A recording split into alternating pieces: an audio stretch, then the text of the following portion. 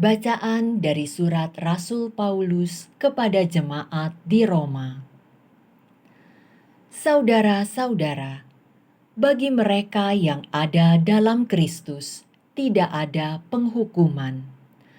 Roh yang memberi hidup telah memerdekakan kalian dalam Kristus dari hukum dosa dan hukum maut. Sebab apa yang tidak mungkin dilakukan hukum Taurat yang tidak berdaya karena daging, telah dilakukan oleh Allah, dengan jalan mengutus anaknya sendiri dalam daging, yang serupa dengan daging yang dikuasai dosa. Allah telah menjatuhkan hukuman atas dosa di dalam daging, agar tuntutan hukum Taurat digenapi dalam diri kita. Sebab kita tidak hidup menurut daging, melainkan menurut Roh. Sebab mereka yang hidup menurut daging memikirkan hal-hal yang dari daging, tetapi mereka yang hidup menurut Roh memikirkan hal-hal yang dari Roh. Keinginan daging ialah maut, tetapi keinginan Roh ialah hidup dan damai sejahtera. Sebab keinginan daging itu bermusuhan dengan Allah, karena ia tidak takluk kepada hukum Allah. Hal ini memang tidak mungkin baginya. Mereka yang hidup dalam daging tidak mungkin berkenan di hati Allah.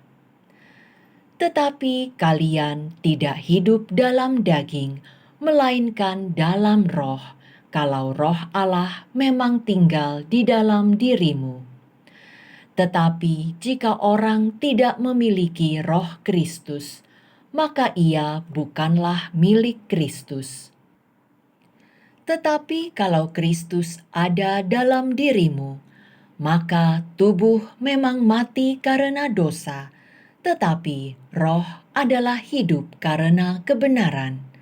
Dan jika Roh Allah yang membangkitkan Yesus dari alam maut diam dalam dirimu, maka Ia yang telah membangkitkan Kristus dari antara orang mati akan menghidupkan juga tubuhmu yang fana oleh Roh-Nya yang diam dalam dirimu.